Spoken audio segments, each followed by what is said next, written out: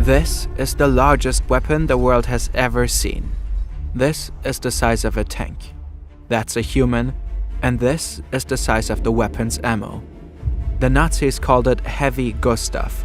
1,350 tons of steel, a 32-meter barrel, and 47 kilometers of shooting range.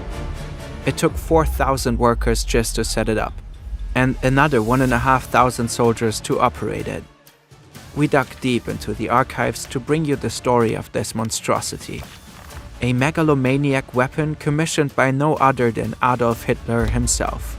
But unlike many of his rather delusional projects, this one was actually brought to life. Heavy Gustav was deployed in battle.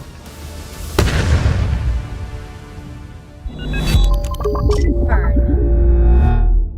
1937. Adolf Hitler is neck-deep in preparations for his war. But one thing is keeping him up at night. The Maginot Line along the French-German border. A massive array of heavily armed and fortified concrete strongholds.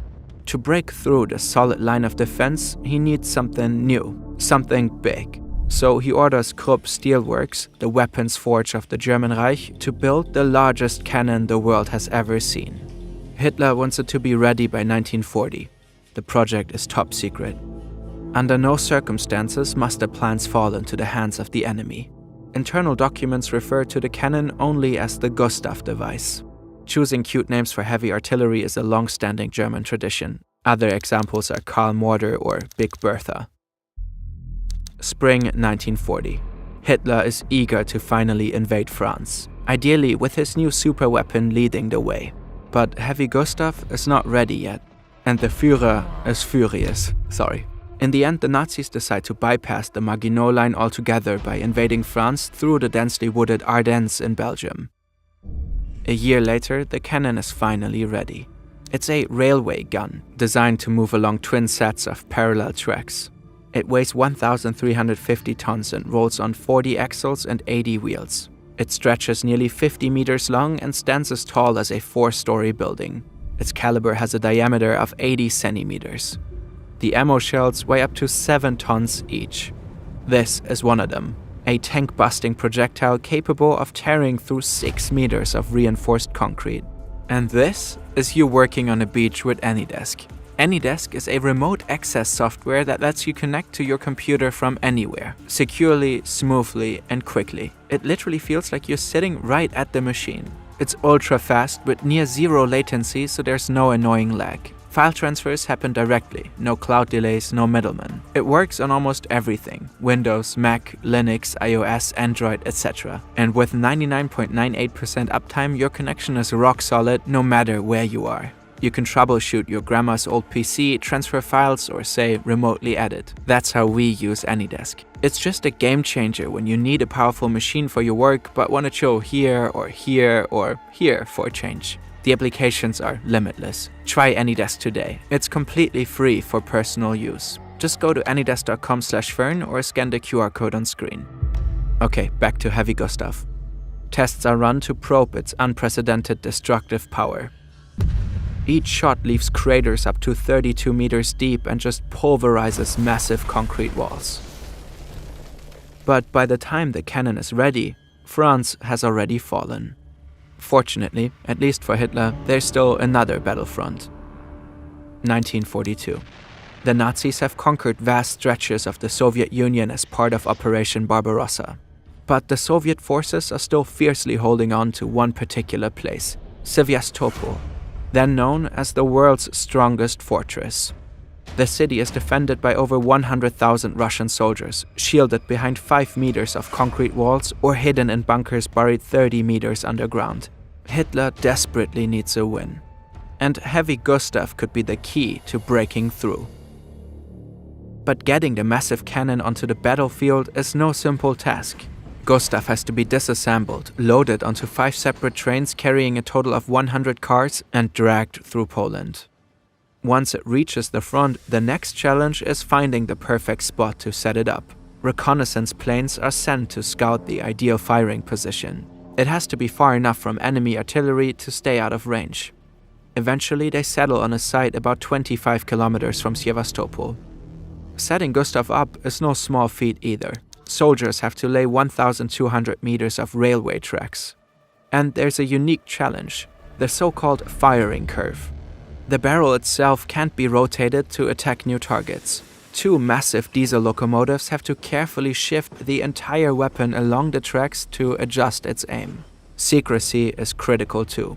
Soldiers have to build artificial hills and trenches to camouflage the weapon and keep it hidden from enemies. But Heavy Gustav also has to remain invisible from above, which is why the Nazis have brought a 500-man special unit called the Smoke Troop. If need be, they can shroud the entire area in a thick cloud of smoke to conceal the weapon from enemy aircraft. All in all, the operation requires over 5,000 people. Laying tracks, assembling the cannon, maintaining, guarding and camouflaging it, creating smoke screens and ultimately operating the gun. An enormous effort for a single weapon. Unsurprisingly, Nazi propaganda touts the cannon as a marvel of military engineering. Und das ist die neue schwere deutsche Artillerie. Aufzüge und Schienenanlagen befördern die gewaltigen Geschosse zum Rohr. Diesem massierten Feuerhagel werden auch die letzten Festungswerke von Sevastopol auf die Dauer nicht standhalten können. After 3 days of assemblage, Heavy Gustav is finally ready to fire. This is Fort Stalin. For days, Soviet soldiers have endured relentless shelling. But they remain steadfast, sheltered behind massive concrete walls. At 4:30 p.m., they hear a massive explosion ripping through the air from a distance. The Soviet soldiers don't know it yet, but at this very moment, they are the target of the largest cannon ever built. A 7-ton armor-piercing shell is now hurtling toward them, easily capable of blasting through all their defenses. Even the massive concrete walls of Fort Stalin are no match for a weapon of this scale. But then, nothing happens. The shell misses, slamming into the ground about 120 meters away from them. The Germans need almost an hour to reload their gun. Another shell is fired and misses again, this time by 150 meters. Then another, and another. This is an official list of every shot fired on day 1 and how far they were off target. The next one is marked as a hit. But later, when search teams scan the area, they find no conclusive evidence of an actual impact. By the end of day 4, only 5 shells remain. They are all fired on day 5. And not a single one finds its mark. And just like that, they're out of ammo. Heavy Gustav has fired a total of 48 shots, a staggering 360 tons of ammunition. The official records claim 3 of them hit their target, but even that is debatable. The only confirmed hit was an underground ammunition depot. And that was probably luck. What was supposed to be a terrifying mega weapon turned out to be a massive and utterly useless monstrosity.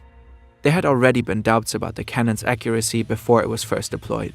Some Nazi military officials suspected that the chances of actually hitting a target would be near zero, given the insane caliber size and shooting range. But they neither had the time nor the resources for proper testing. On top of that, the barrel wore out ridiculously fast. It became completely useless after just a handful of shots. In the end, Sevastopol fell. But Hitler's mega cannon had nothing to do with it. Did nobody have the heart to tell him? Or did he simply refuse to accept the bitter truth? We don't know for sure. Despite being a complete strategic and economic disaster, Heavy Gustav still served its purpose as a flashy propaganda piece for Hitler's vision of an unstoppable German war machinery. After its first and only battle, the railway gun returned back home to Rügenwalde, in what was then West Pomerania. A few final shots were fired during a demonstration.